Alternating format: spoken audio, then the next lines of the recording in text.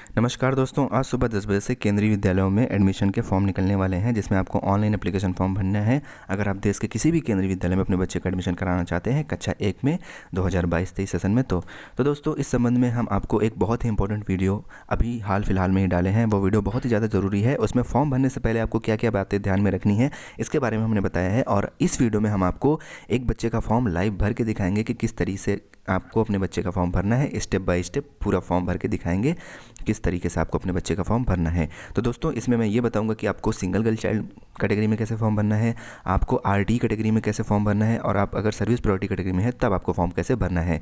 पूरे फॉर्म का live demo मैं आपको एग्जाम्पल के तौर पर एक फॉर्म भर के दिखाऊंगा। तो दोस्तों चलिए वीडियो में आगे बढ़ते हैं।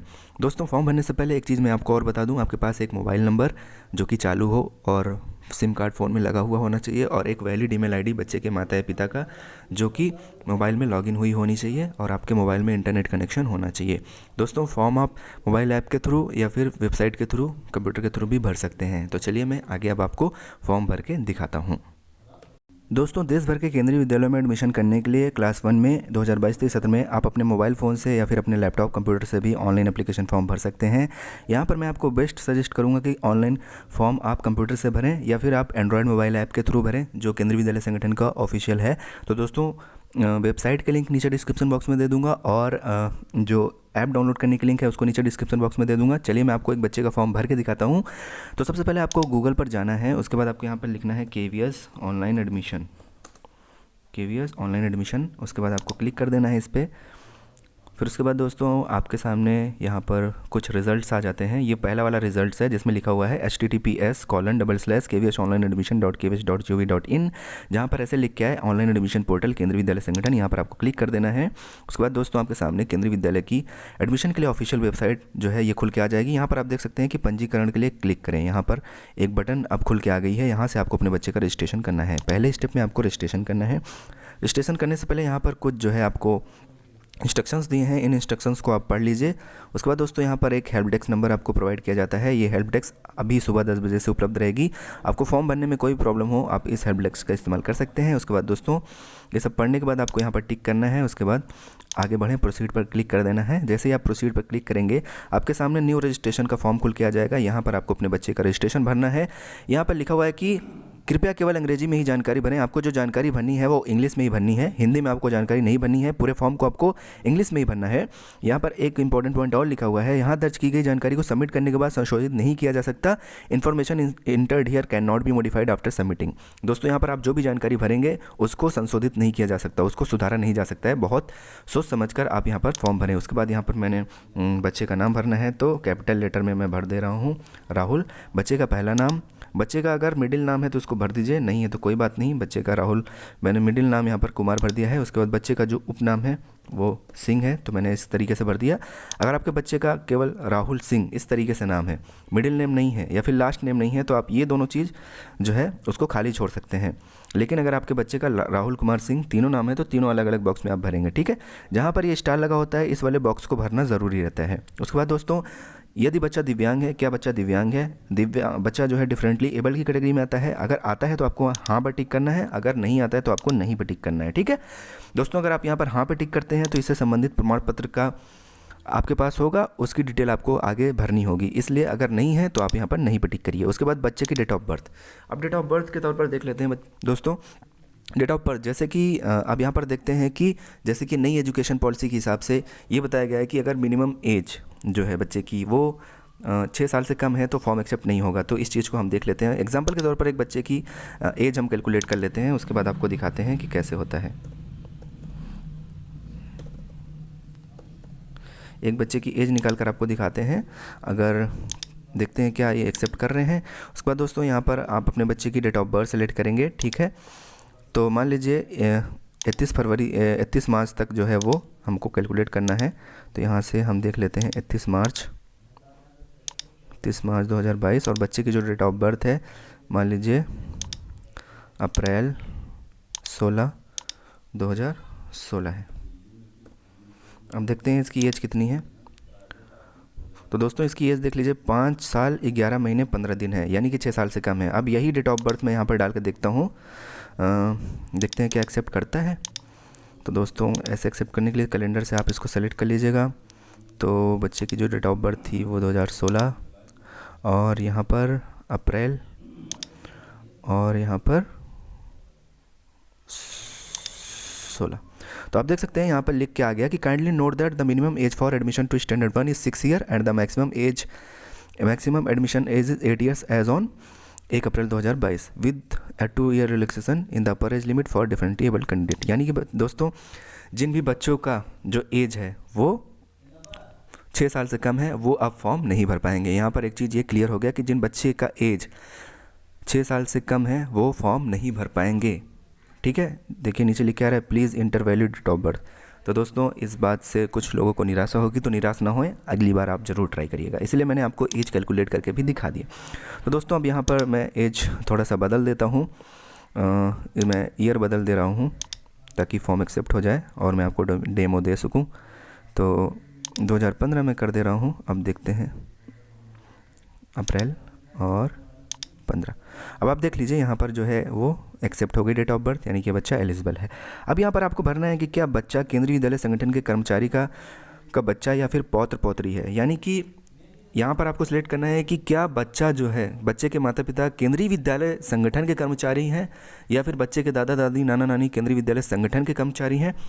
तो यहाँ पर आपको टिक करना है, जैसे कि child of working KVS employee, बच्चे के माता पिता केवीएस एम्प्लॉई हैं, या बच्चे के माता पिता रिटायर्ड केवीएस एम्प्लॉई हैं, या बच्चे के दादा दादी नाना नानी केवीएस के वर्किंग एम्प्लॉई हैं, या बच्चे के दादा दादी नाना नानी केवीएस के रिटायर्ड एम्प्लॉई हैं। अगर आपके इन चारों में से कोई ऑप्शन नहीं है तो आप नॉट एप्लीकेबल यहाँ पर लिख दीजिए।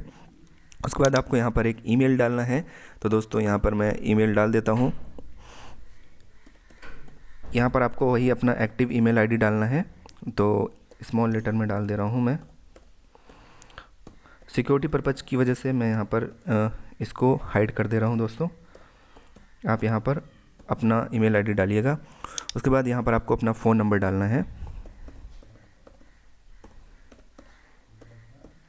ये सही फ़ोन नंबर होना चाहिए क्योंकि इस पे आपका OTP वगैरह जाएगा, तभी आप आगे रजिस्ट्रेशन प्रोसेस कर सकते हैं। यहाँ पर आगे आप देख भी रहे हैं, यहाँ पे लिख भी रहा है कि this number will be used for all communication. तो दोस्तों बहुत ही इंपॉर्टेंट है ये ईमेल आईडी और ये फ़ोन नंबर। और उसके बाद ये जो कैप्चा कोड है, इस कैप्चा कोड को आप यहाँ पर भर दीजिए। एज जैसे लिखा है, जैसे कि 4 लिखा है, फिर स्मॉल में P, फिर कैपिटल में J, फिर कैपिटल में F, फिर स्मॉल में W, फिर उसके बाद स्मॉल में C। उसके बाद दोस्तों जब कैप्चा कोड करने के बाद आपको यहाँ रजिस्टर पर क्लिक कर देना है। जैसे ही आप रजिस्टर पर क्लिक करते हैं आप देख सकते हैं कि OTP आ गया होगा हमारे फ़ोन नंबर पर। ठीक, तो दोस्तों आपको देखिए आवाज़ भी सुनाई दे रहा है, हमारे फ़ोन नंबर पर OTP आ गया, इसलिए मैं कह रहा हूँ कि फ़ोन नंबर आपका चालू होना चाहिए। तो जैसे ही OTP आएगा आप अपने मोबाइल में OTP देखिए। ये OTP जो है वो 15 मिनट के लिए ही वैलिड है। 15 मिनट से पहले आप जो है इसको भर दीजिएगा। तो ये OTP हमारे मोबाइल नंबर पे आ गया है। इस OTP को हम यहाँ पर डाल देते हैं।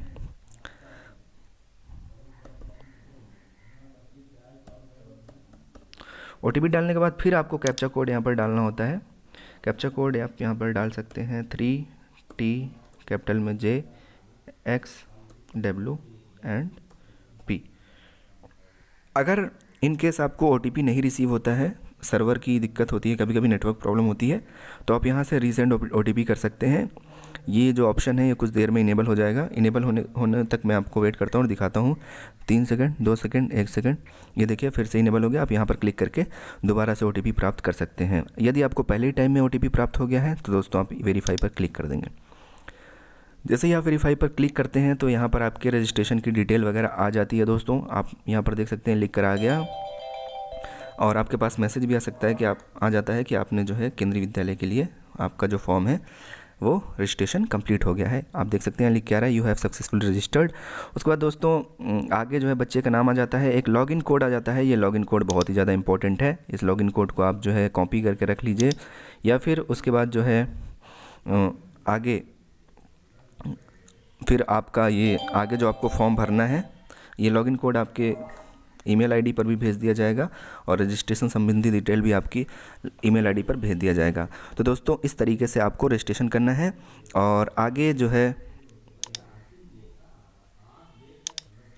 फिर दोस्तों यहाँ पर कुछ इंपॉर्टेंट लिख के आया है, please do not share this login code with anybody, the login code along with the registered mobile number and the date of birth of child indicated above all information items together will be use to log in the application form for submission portal, please save और print this page for future reference. उसके बाद आपको यहाँ पर print पर click करके इसका print ले लेना है। दोस्तों प्रिंट, अगर आपके पास प्रिंटर नहीं है तो आप इसको पे प्रिंट पर क्लिक करके इसका PDF सेव कर लें।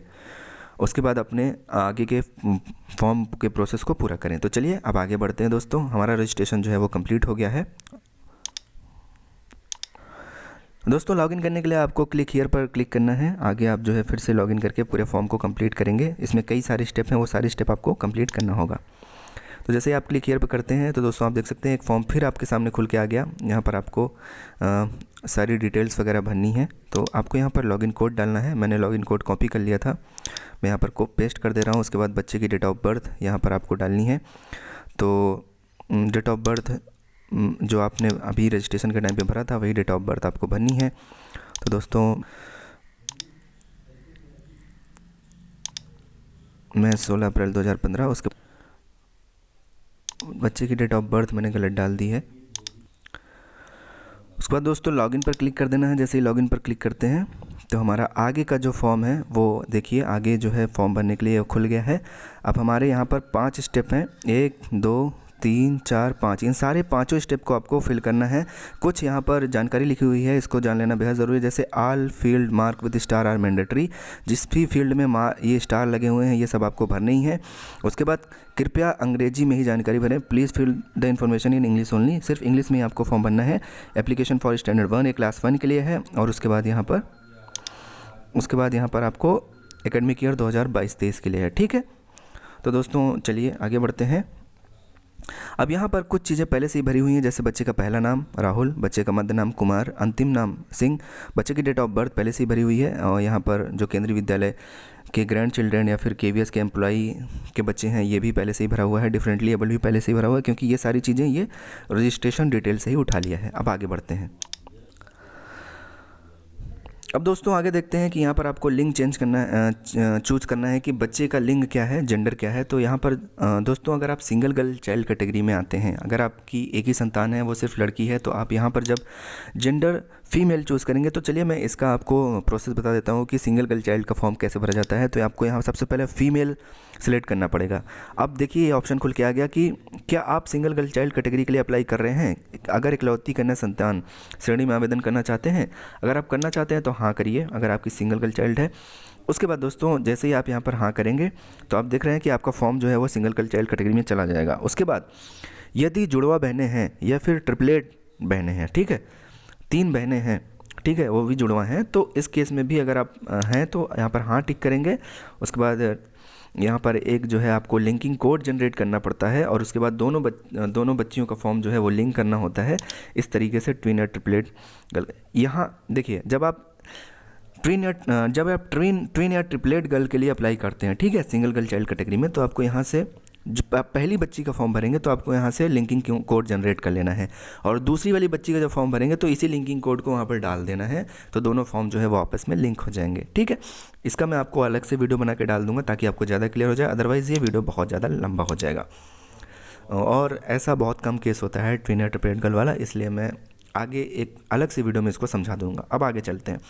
तो दोस्तों अगर आप सिंगल गर्ल चाइल्ड कैटेगरी के हैं तो इसको हाँ करिएगा, नहीं है तो इसको नहीं कर दीजिएगा। ठीक है, क्योंकि ये बच्चा जो है ये राहुल सिंह मेल है, तो इसलिए मैं यहाँ पर मेल सेलेक्ट कर ले रहा हूँ। ठीक, इस तरीके से आपको करना है। वो मैंने फीमेल इसलिए सेलेक्ट किया था ताकि मैं सिंगल गर्ल चाइल्ड कैटेगरी आपको दिखा सकूँ, इसको लेके आप कंफ्यूज नहीं होइएगा। ओके, अब दोस्तों यहाँ पर 3 ऑप्शन आ रहा है कि do not belong to low income group. मैं लो इनकम ग्रुप से नहीं बिलोंग करता, इकोनॉमिकली वीकर सेक्शन से बिलोंग करता हूँ, या फिर BPL कैटेगरी से बिलोंग करता हूँ।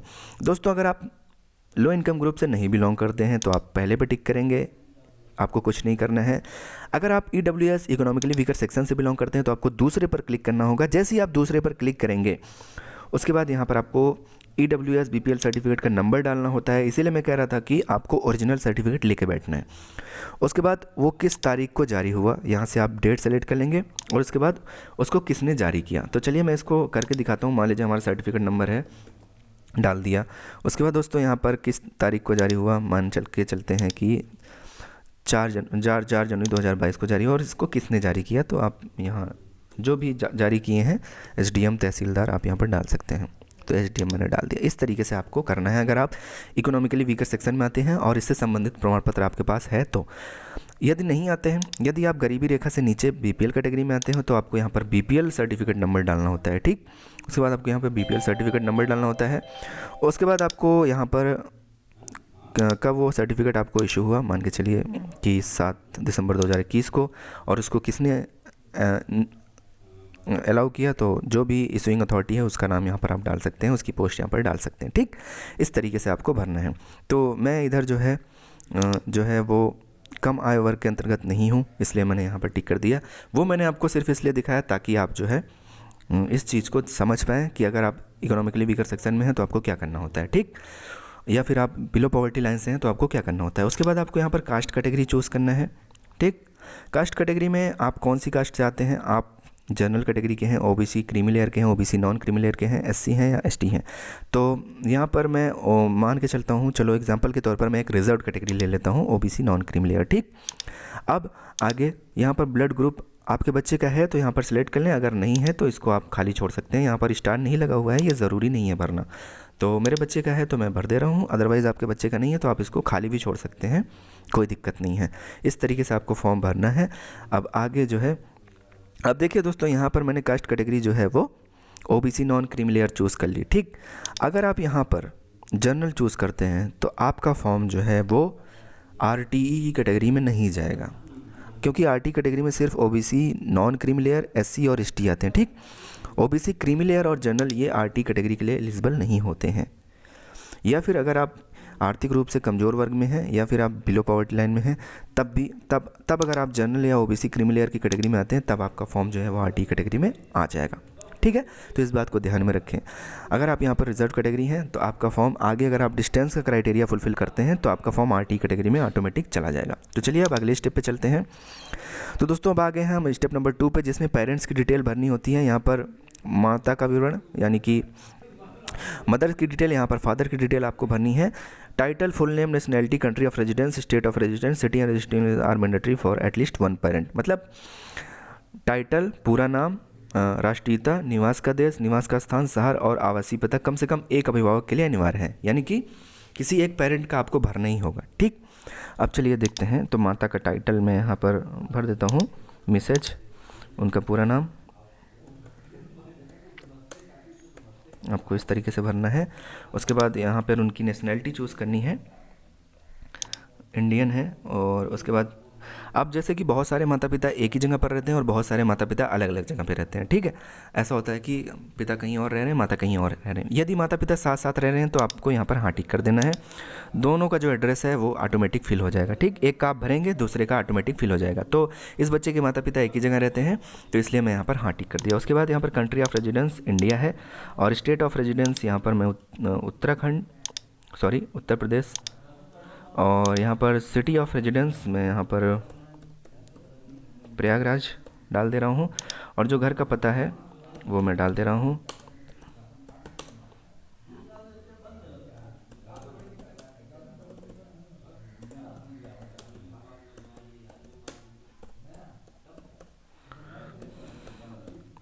दोस्तों। आप देख रहे हैं कि जो भी एड्रेस मैं यहाँ पर टाइप कर रहा हूँ ये ऑटोमेटिक फादर वाले में फिल होता चला जा रहा है। उसके बाद यहाँ पर आपको पिन कोड डाल देना है, और उसके बाद यहाँ पर घर का लैंडलाइन नंबर है तो डाल दीजिए, मदर का मोबाइल नंबर है तो डाल दीजिए, ईमेल एड्रेस है तो डाल दीजिए, नहीं है तो कोई बात नहीं, इनको आप छोड़ सकते हैं खाली। और उसके बाद यहाँ पर माता क्या करती हैं ये आपको डाल दीजिएगा। जैसे कि इस बच्चे की माता हाउसवाइफ है तो हाउसवाइफ मैंने डाल दिया, संस्था का नाम, तो घर पे ही काम करती हैं तो हाउस। और इस तरीके से अगर किसी बच्चे की माँ जो है वो गवर्नमेंट जॉब में है तो यहाँ पर आप लिख सकते हैं कि टीचर डाल सकते हैं। इस तरीके से जो भी हैं वो आप डाल दीजिए। और यहाँ पर आपको डाल देते हैं कि स्टेट गवर्नमेंट में है तो स्टेट गवर्नमेंट में, सेंट्रल गवर्नमेंट में है तो जिस भी संस्था में है, तो जैसे कि स्टेट गवर्नमेंट में तो यूपी बेसिक एजुकेशन डिपार्टमेंट ऐसे डाल दीजिए। ये आप नहीं भी डालेंगे तब भी चलेगा, जैसे कि ये फाइल जो है वो मैंडेटरी नहीं है। इस तरीके से आपको डाल देना है। तो मैं यहाँ पर हाउसवाइफ है बच्चे की माँ, तो मैं यहाँ पर हाउसवाइफ डाल दिया था। तो दोस्तों इस तरीके से आपको यहाँ पर फादर का भी भर देना है। फादर, अगर दुर्भाग्यवश फादर की मृत्यु हो चुकी है तो यहाँ पर लेट भी आप लेट चूज करना है, अदरवाइज़ यहाँ पर मिस्टर डालना है, उनका पूरा नाम।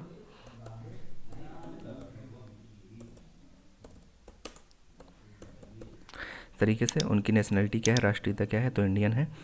और यहाँ पर एड्रेस आप देख रहे हैं ऑटोमेटिक फिल है, क्योंकि मैंने यहाँ पर टिक कर दिया था कि माता का जो एड्रेस है वो पिता का सेम है। इसी तरीके से फिर उनका माता का फादर का यहाँ पर फ़ोन नंबर, ईमेल, वो क्या करते हैं और किस ऑर्गेनाइजेशन। तो जैसे मान लीजिए वो हैं, तो मान लीजिए वो गवर्नमेंट,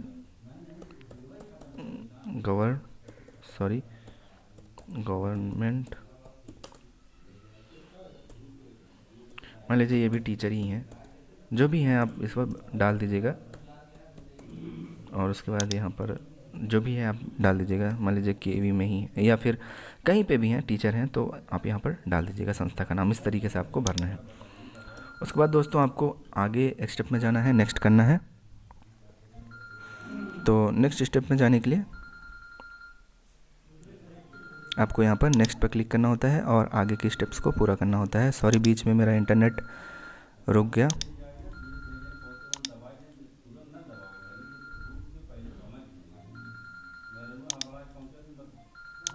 आप नेक्स्ट पर क्लिक करेंगे। तो दोस्तों अब तीसरे में आपको स्कूल का चुनाव करना है, यानी कि आपको यहाँ पर ऑप्शन मिलता है कि आप 3 केंद्रीय विद्यालयों में फॉर्म भर सकते हैं। एक ही एप्लीकेशन में 3 केंद्रीय विद्यालयों का फॉर्म भर सकते हैं। तो एक एप्लीकेशन में 3 केंद्रीय विद्यालय आपको चूज़ करना है। तीनों केंद्रीय विद्यालय आप जो है अलग अलग चूज़ कर सकते हैं, अलग अलग स्टेट का चूज़ कर सकते हैं। लेकिन मैं आपको यहाँ पर सुझाव दूंगा कि आप अगर आरटीई के तहत अपने बच्चे का फॉर्म भरना चाहते हैं तो ऐसे केंद्रीय विद्यालयों को चुनें जो आपके घर से 5 किलोमीटर या 8 किलोमीटर के रेंज में हो। अगर आप शहरी क्षेत्र में हैं तो 5 किलोमीटर के रेंज में होना चाहिए रेडियल डिस्टेंस में, और अगर ग्रामीण क्षेत्र में है तो 8 किलोमीटर के रेडियल डिस्टेंस के रेंज में होना चाहिए। तो दोस्तों यहाँ पर आप पहला केंद्रीय विद्यालय चुनते हैं। तो दोस्तों यहाँ पर एक चीज़ और मैं आपको बता दूं कि यहाँ पर जो भी आप केंद्रीय विद्यालय चुनेंगे, ऐसा नहीं कि आप पहला चुने हैं तो आपके बच्चे की एडमिशन के चांसेस पहले वाले में ज़्यादा हैं। ये तीनों अलग अलग केंद्रीय विद्यालय में आपके बच्चे का फॉर्म जाएगा, ठीक है। सब में बराबर का चांस है आपके बच्चे का। ये नहीं कि पहले में जो चुने उसमें ज़्यादा चांस है, तीसरे में जो चुने उसमें कम चांस है, तो सब में बराबर का चांस है, ठीक। ये बस आपको फॉर्म एक भरना है और आपका फॉर्म 3 केंद्रीय विद्यालय में जाएगा। तो आप मिनिमम एक चूज़ कर सकते हैं, एक ही केंद्रीय विद्यालय चूज़ कर सकते हैं, और मैक्सिमम 3 केंद्रीय विद्यालय चूज़ कर सकते हैं, और 2 भी चूज़ कर सकते हैं। दोस्तों जो शिफ्ट वाले केंद्रीय विद्यालय होते हैं उनमें आपको जो शिफ्ट है वो अलग अलग केंद्रीय विद्यालय माना जाएगा, यानी शिफ्ट 1 एक अलग केंद्रीय विद्यालय है, शिफ्ट 2 वो दूसरा केंद्रीय विद्यालय यहाँ पर माना जाएगा। तो चलिए मैं आपको चूज़ करके दिखाता हूँ। तो सबसे पहला केंद्रीय विद्यालय मैं चूज़ करता हूँ। सबसे पहला केंद्रीय विद्यालय मान लीजिए मैं चूज़ कर लिया उत्तर प्रदेश से ही, और अपने लोकेलिटी का ही चूज़ करता हूँ। उसके बाद जैसे ही आप उत्तर प्रदेश सेलेक्ट करेंगे तो यहाँ पर उत्तर प्रदेश के जितने भी केंद्रीय विद्यालय हैं ये यहाँ पर अपने आप शो होने लगेंगे। थोड़ा सा नेटवर्क का इशू है, इस वजह से टाइम लग रहा है। तो जैसे ही यहाँ पर हम चूज़ करते हैं, तो दोस्तों यहाँ पर मैंने उत्तर प्रदेश चूज़ कर लिया है। अब उत्तर प्रदेश के जितने भी केंद्रीय विद्यालय हैं यहाँ पर शो होने लगेंगे। मैं एक बार सेव एप्लीकेशन कर देता हूँ। यहाँ पर हमारा अब तक का जो एप्लीकेशन है वो सेव हो गया है। बीच बीच में आप इस एप्लीकेशन को सेव करते रहें ताकि जो भी इन्फॉर्मेशन आप यहाँ पर भर रहे हैं वो ऑटोमेटिक भराती रहे। तो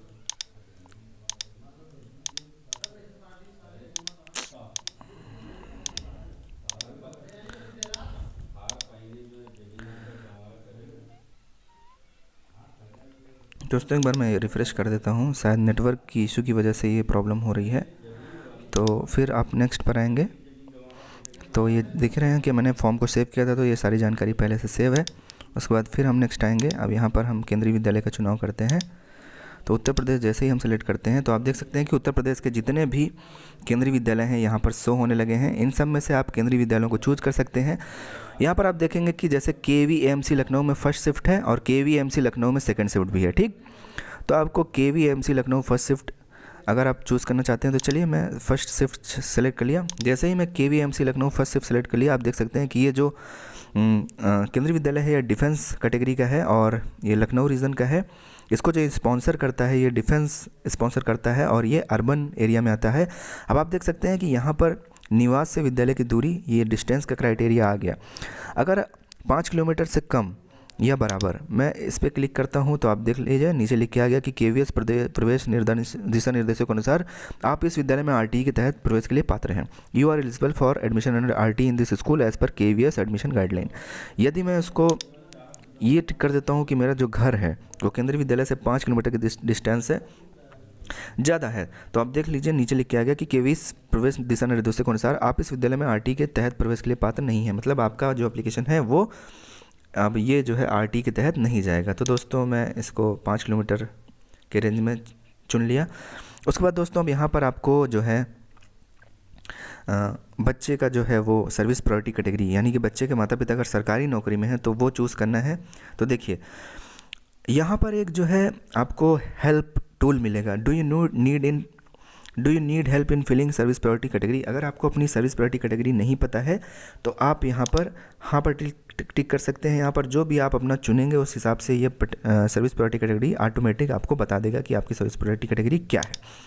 तो मान के चलिए कि किसी बच्चे के माता पिता जो हैं वो बीएसएनएल में काम करते हैं, ठीक है, और वो अभी काम कर रहे हैं, ठीक।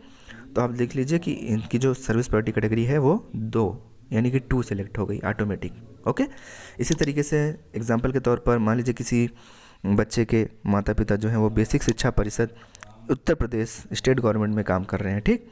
तो अब वो जो है एम्प्लॉयमेंट स्टेटस यहाँ पर चूज़ कर लीजिए। आप देख सकते हैं कि जैसे ही आप चूज़ करेंगे यहाँ पर मान लीजिए government inter college state government में, तो आप देख सकते हैं सर्विंग पेरेंट, तो आप देख सकते हैं कि यहाँ पर जो सर्विस प्रायोरिटी कैटेगरी है वो 3 ऑटोमेटिक करके आ गई, ठीक। इस तरीके से अब जो है आगे मान लीजिए सेल्फ एम्प्लॉयड या बिजनेस हैं तो आप देखिए कैटेगरी 5 में ऑटोमेटिक चला गया। इस तरीके से आप हेल्प भी ले सकते हैं कि अगर आप यहाँ काम करते हैं तो आपकी कैटेगरी क्या होगी, इस हेल्प को ले सकते हैं। अगर आप नहीं लेना चाहते तो यहाँ पर नहीं टिक कर दीजिए। अगर आपको पहले से ही पता है कि आपकी सर्विस प्रायोरिटी कैटेगरी क्या है तो आप पहले से ही सिलेक्ट कर सकते हैं। जैसे कि सेंट्रल गवर्नमेंट के एम्प्लॉई हैं तो यहाँ पर क्लिक कर लीजिए कैटेगरी 1। उसके बाद दोस्तों यहाँ पर एक पॉइंट और लिख के आ रहा है, इसको लेके बहुत ज़्यादा कन्फ्यूज़न रहता है।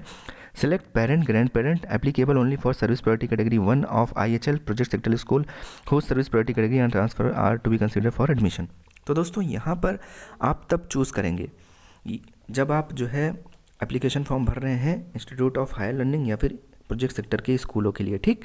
तो यहाँ पर आपको चूज़ करना होता है। तो यहाँ पर आपको चूज़ करना होता है कि बच्चे के माता पिता या दादा दादी नाना नानी क्या करते हैं। तो जैसे मान लीजिए फादर यहाँ पर मैं चूज़ कर लिया, तो अब आपको यहाँ पर बताना होता है कि फादर के पिछले 7 साल में कितने नंबर ऑफ़ ट्रांसफ़र हुए हैं, ठीक। अगर एप्लीकेबल है तो जो है यस करिए और यहाँ पर आपको डालना होता है, ठीक। यहाँ पर ट्रांसफ़र की डिटेल्स वगैरह डालनी होती है। कई बार हुए हैं तो पहले आपको एक बार भरना होता है, उसके बाद ऐड न्यू रो कई बार आपको ऐड कर सकते हैं, उसके बाद आपको नेक्स्ट करना होता है। तो ये मेरे लिए एप्लीकेबल नहीं है तो मैंने यहाँ पर नो कर दिया। उसके बाद दोस्तों आपको इसको यहाँ पर सेव कर देना है, ठीक। आपका एक केंद्रीय विद्यालय जो है वो सिलेक्ट हो गया है, ठीक। अब आपको आना है सेलेक्ट विद्यालय 2। अब आप दूसरे केंद्रीय विद्यालय को सिलेक्ट करेंगे। उसके बाद दूसरे केंद्रीय विद्यालय को फिर से मैं उत्तर प्रदेश से ही सिलेक्ट कर ले रहा हूँ और इस बार मैं Lucknow AMC Lucknow second shift select कर ले रहा हूँ, ठीक। अब आप देख सकते हैं कि ये भी डिफेंस सेक्टर का है और अर्बन का है। इस तरीके से आप दोनों शिफ्ट जो है वो सिलेक्ट कर सकते हैं, ठीक। यहाँ पर आप देख लीजिए कि मैंने यहाँ पर शिफ्ट 1 सेलेक्ट किया था, अब यहाँ पर शिफ्ट 2 सेलेक्ट कर रहा हूँ। तो दोस्तों मैं थोड़ा सा आपको डेमो दे रहा हूँ इसलिए मैं इसको बदल दे रहा हूँ। मैं सिर्फ बताने के लिए ये कि आप जो है दोनों सेलेक्ट कर सकते हैं। अब मैं किसी और कैटेगरी का लेता हूँ, देखते हैं कि उसमें क्या आता है, ठीक। अब चलिए जो है मैं यहाँ पर KV अलीगढ़ का ले लेता हूँ, ठीक। ये भी देखिए अब यहाँ पर चीज़ें बदल गई। ये सिविल सेक्टर का है, ठीक, सिविल कैटेगरी का है और ये स्टेट गवर्नमेंट स्पॉन्सर है इसका और ये अर्बन एरिया में है। एक मैं आपको रूरल एरिया का भी लेके दिखा दूँ ताकि आपको थोड़ा समझ में आ जाए कि RT का रूरल एरिया में क्राइटेरिया क्या है, ठीक। तो चलिए देखते हैं। हाँ देखिए जैसे कि मैंने यहाँ पर KV ताल बेहद का चुन लिया है तो ये डिफेंस सेक्टर का है और यहाँ पर एरिया ये आगरा रीजन का है, डिफेंस सेक्टर का है। और यहाँ पर आप देख सकते हैं कि लोकेशन टाइप जो है ये रूरल है। अब यहाँ पर जो RT का क्राइटेरिया वो बदल गया है, यहाँ पर 8 किलोमीटर का आ गया है। तो दोस्तों आपके निवास से जो KV की दूरी है अगर वो 8 किलोमीटर से बराबर होगी तो आपका जो फॉर्म है वो RT कैटेगरी के तहत चला जाएगा। अगर कम है तो आप जो है अगर करते हैं तो आपका जो है RT में नहीं आएगा। इस तरीके से आपको भरना है और सर्विस प्रायोरिटी कैटेगरी आपको बिल्कुल वैसे ही चूज़ करनी है जैसे आप चूज़ कर रहे हैं।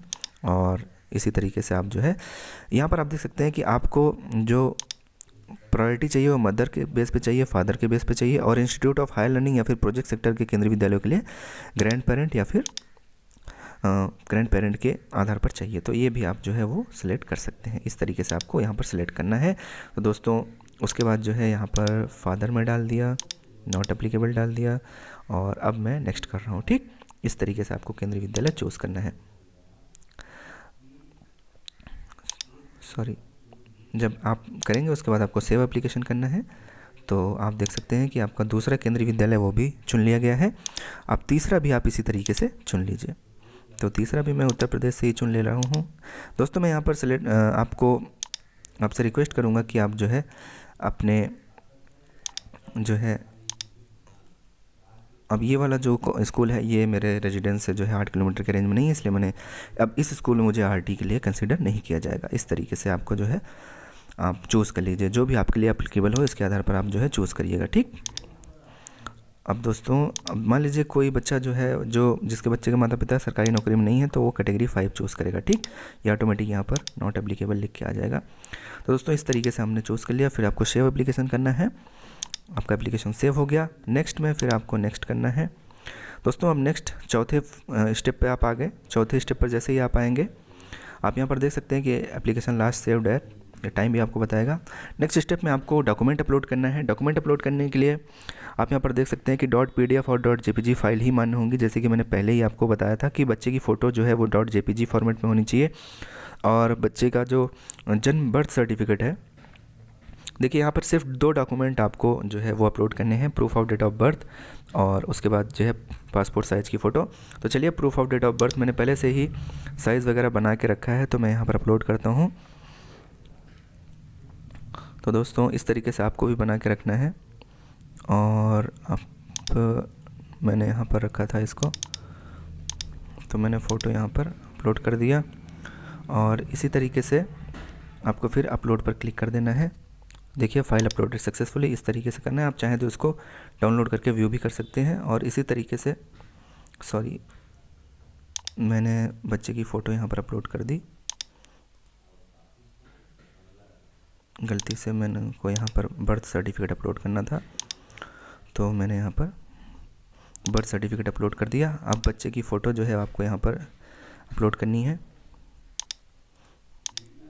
इस तरीके से आपको बच्चे की फ़ोटो, देखिए कि फ़ाइल अपलोड सक्सेसफुली। इस तरीके से दोस्तों आप देख सकते हैं कि हमने जो है डॉक्यूमेंट्स अपलोड कर दिए हैं। यहाँ पर लिखा है कि following documents are required to be presented to the school at the time of admission if offered.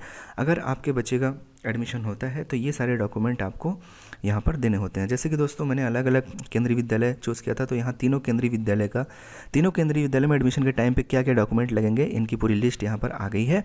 तो डॉक्यूमेंट्स को लेकर आप बिल्कुल भी परेशान ना होएं। यहाँ पर लिस्ट केंद्रीय विद्यालय की जो वेबसाइट है वो आपको ऑटोमेटिक सजेस्ट कर देती है। तो आप देख सकते हैं कि KVMC लखनऊ के लिए मैंने जो है जो सिलेक्ट किया था शिफ्ट 1 के लिए, उसके लिए क्या क्या देना होता है, बच्चे की जन्मतिथि का प्रमाण पत्र, बच्चे के passport size photo, proof of residence देना होता है, क्योंकि मैंने OBC सेलेक्ट किया था तो उसका सर्टिफिकेट यहाँ पर देना होगा। ठीक, कास्ट सर्टिफिकेट, और क्योंकि मैं सर्विस प्रायोरिटी कैटेगरी सेलेक्ट किया था इसलिए आपको यहाँ पर सर्विस प्रायोरिटी कैटेगरी भी देना होता है। इसी तरीके से KV तालबेहात मैंने यहाँ पर सिलेक्ट किया था तो उससे संबंधित प्रमाण पत्र, और इसी तरीके से यहाँ पर मैंने KV हरदोई यहाँ पर मैंने वो नहीं सिलेक्ट किया था, मतलब मैंने यहाँ पर कैटेगरी 5 सिलेक्ट किया था। तो आप देख सकते हैं कि यहाँ पर सर्विस सर्टिफिकेट नहीं देने के लिए बोल रहा है। तो दोस्तों जो भी आप सिलेक्ट करेंगे उससे संबंधित प्रमाण पत्र की लिस्ट आपके सामने आ जाएगी, और आपको बिल्कुल घबराना नहीं है, यही प्रमाण पत्र आपको देना है। उसके बाद दोस्तों आपको सेव एप्लीकेशन कर देना है। जैसे ही आप सेव एप्लीकेशन करते हैं ये डन लिख के आता है, मतलब आपका एप्लीकेशन यहाँ तक सेव हो गया है। अब आगे चलेंगे नेक्स्ट स्टेप पे। नेक्स्ट स्टेप पर जैसे ही जाएंगे यहाँ पर आपको डिक्लेरेशन देना होता है कि मैंने सारी जानकारी वगैरह जो दी है वो सब सही है। उसके बाद इसको आप आराम से पढ़ लीजिए। उसके बाद यहाँ पर आपको टिक कर देना है। ठीक, टिक करने के बाद देखिए आप यहाँ पर अभी प्रीव्यू का ऑप्शन और सबमिट एप्लीकेशन का ऑप्शन नहीं आ रहा है। आपको एक बार अपने फॉर्म का प्रीव्यू देखना ही होगा। तो जैसे ही आपको प्रीव्यू देखने के लिए आपको सेव टू प्रीव्यू करना होगा। तो दोस्तों जैसे ही आप इस पर क्लिक करते हैं तो आप सेव टू प्रीव्यू, आपका फॉर्म यहाँ पर दिख जाएगा। अब आप यहाँ पर अपने फॉर्म को देख सकते हैं कि हमने जो जानकारी भरी है वो सही भरी है या नहीं। दोस्तों इस तरीके से आप जो है अपने बच्चे के फॉर्म का प्रीव्यू देख लेंगे, ठीक। उसके बाद आपको फिर आना है, आपने प्रीव्यू देख लिया तो यहाँ पर ये ब्लू कलर का हो गया। अब आपको एप्लीकेशन फॉर्म जो है वो सबमिट कर देना है, सबमिट एप्लीकेशन पर क्लिक कर देना है। अब ये पूछेगा कि क्या आप सच में सबमिट करना चाहते हैं, तो आप यस सबमिट पर क्लिक कर दीजिए। तो सबमिट करने से पहले आपके फ़ोन नंबर पर एक OTP जाएगा। देखिए हमारे फ़ोन नंबर पर OTP आ गया, तो इस OTP को आप यहाँ पर डालना है और अपने बच्चे का फॉर्म जो है वो सबमिट कर देना है।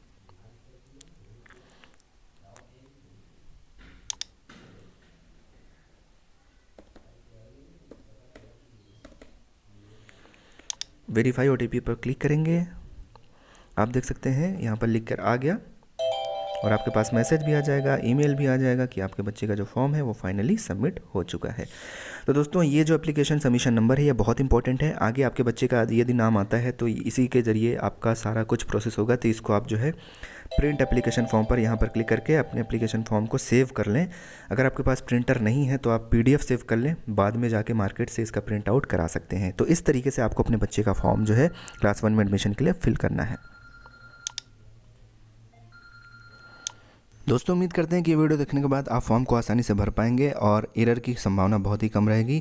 दोस्तों अभी भी आपको कोई कन्फ्यूज़न हो तो आप नीचे कमेंट बॉक्स में कमेंट करके पूछ लीजिएगा। KVS गाइडलाइन के हिसाब से एक बार ज़रूर देख लीजिएगा। कोई भी चीज़ नहीं समझ में आ रही है तो आप इंस्ट्रक्शंस को अच्छे से पढ़ लीजिएगा, उसके बाद ही फॉर्म भरिएगा। तो दोस्तों मिलते हैं अपने अगले वीडियो में, तब तक के लिए बाय बाय, टेक केयर, जय हिंद।